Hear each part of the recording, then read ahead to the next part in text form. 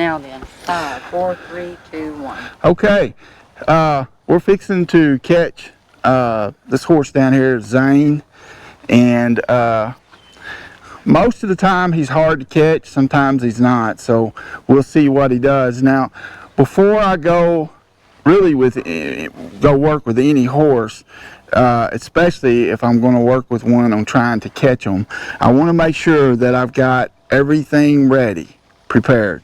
I've got my halter at the left of my loop here, of my coil, of my lead rope, and I've got this where I can get to it very quickly, because if I'm going to a horse that I can't catch or that I'm having trouble catching, the first thing I'm going to do is put this around his neck.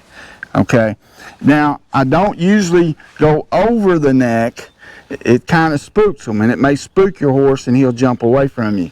So I like to go ahead and put my arm under here, because now you see how the horse is coming in, and I've got him caught already just by putting my arm under there. Now I've got my horse caught. And to the horse, he's thinking he's caught. Okay? All right, then I go and put the halter on him. All right, so let's see what old Zane does. Okay, so now I'm ready to go catch my horse. I've got my lead rope on the outside, because that's going to be the first thing that I'm going to need to use when the horse lets me catch him. And, you know, Zane may do pretty good, and that's good.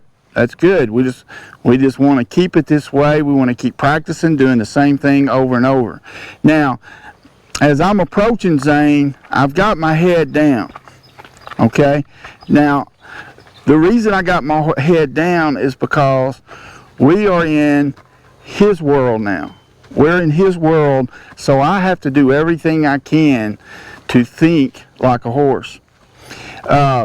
So now Zane is leaving us, so I'm just going to follow him. And I'm still got my head down. I don't want to raise my head. I can still see Zane, but I want to keep my head down. This is what another horse would do. He would keep his head down, because when they raise their head, that's a signal or a warning to the other horses that that there may be a predator in the area, and that they need to be aware. So I don't want to get my horse thinking that, you know, this is pressure, or this is something that I don't want to add any pressure, is what I'm trying to say to my horse. So I want to keep my head down, and I want to make sure I'm at a number 5 in our on our adrenaline chart. I want to make sure I'm not tight in the body and that I'm relaxed. Now, I've got this horse here is following us, so I'm going to occasionally give this horse, if Zane was to look at me and then kind of walk away, you know, I'm going to let him know, hey, I'm not even paying attention to you. I'm just going to rub this horse. And then a horse will actually, when you're rubbing a horse, massaging a horse, sometimes that horse is going to come to you, because they want to get the same thing. So I want to rub him. Now I've got another horse in between me and Zane, and I'm going to rub him. Now Zane is watching everything that I'm doing, and I'm not looking at him. I'm just giving all the attention to this horse, and he's getting rubbed. Okay, now I'm going to safely put my arm underneath here. I'm going to move his head over, and then I'm just going to keep rubbing him, and I'm going to walk in here. Now, I don't want to get too far in there. I'm kind of hoping that this horse will ease on out, but I don't know if he is. So I'll just keep rubbing him. Rubbing him. You can see Zane has about, he was resting his head on this horse. Good. This horse is backing up, because he's wanting to rub Zane.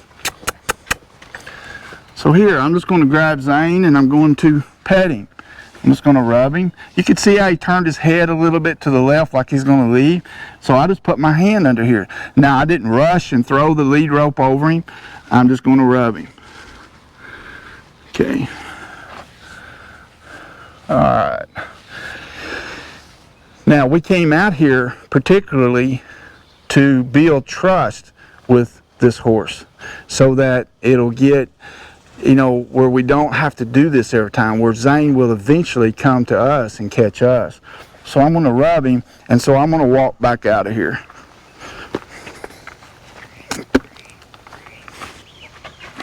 Okay, see, he was wanting to rub Zane back. Okay, I'm going to walk back in here.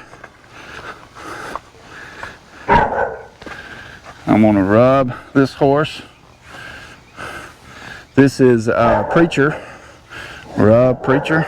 I'm going to ask Preacher to move his head, and then I'm going to come in here and I'm going to rub Zane.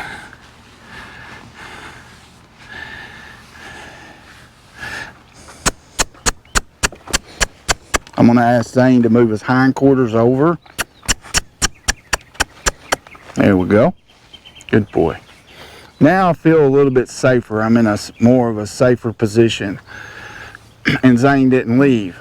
So that was good. Now I'm going to put my arm underneath here, and I'm going to move Zane's head over, and we'll see if he leaves. If not, then I'm going to put my lead rope on him.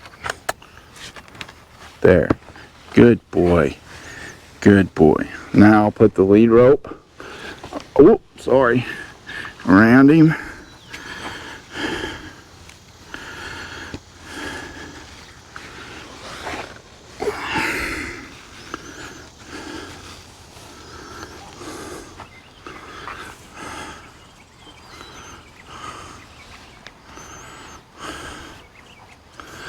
Now, Zane did really good, but if you see a lot, if your horse seems to be really uncertain about being caught, then just keep doing like I did the first time. I didn't put the lead rope on him or the halter on him.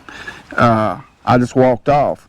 You know, you may want to do that 3 or 4 times, and until your horse is like, okay, well, it doesn't mean every time I see Larry or every time Larry has the halter in his hand, it doesn't mean he's going to put it on me. You know, so if the pressure is high with your horse, he's like, you know, looking at you and he's stiff and his head comes up a little, then you want to back off and just walk off a ways. If he takes off, then that's okay, because we know he wasn't ready. So we'll come back and we'll finally put this on him when he's more at, you know, his adrenaline comes down to a 6 or a 5. All right, okay, and then we'll just walk off.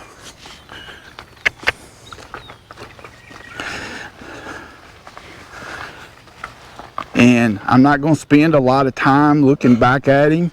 I'm going to look out ahead because I want to keep his adrenaline down. And we're just going to walk out this gate here.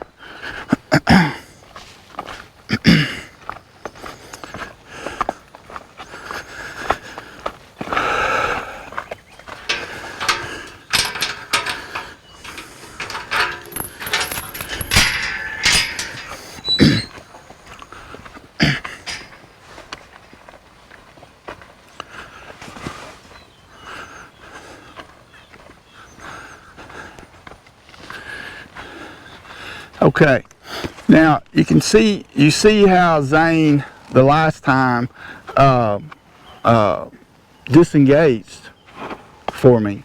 That's because I have done, you know, a lot of groundwork with him, and you can see how those tools are so valuable for when you're doing things, when you're trying to communicate. See, that was communication to him, so he knew what to do, so he was a lot more comfortable. Get that horsefly on him right there. Woo. Okay, so this is probably all I'm going to do with him today. He did really good. In the morning we're going to do it again, and then we'll do some exercises in the morning. Okay, all right, so let's recap. First, we made sure our lead rope and halter was ready, so we were prepared, and not only prepared for him in case he leaves or in case he stays. You know, we could quickly get the lead rope over him and at least our arm underneath him, and the horse is going to be okay. I'm not going anywhere. If he leaves, we're already mentally prepared because we're kind of expecting it. And when he leaves, we already know what to do. So we have to be mentally prepared. We have to be physically prepared. Okay? And then, so our whole game plan is pressure, release of pressure. More probably release of pressure than pressure.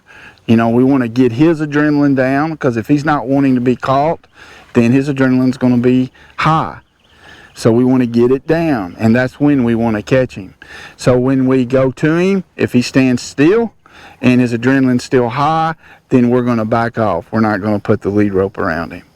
You know, we're not going to walk back to the house or anything. Just walk out there about 10 feet or 20 feet, whatever you got. Depends on the area that you're working in, and then go back. And then if your horse is being nervous, then if there's another horse or two there, stop and pet them. Let your horse watch that.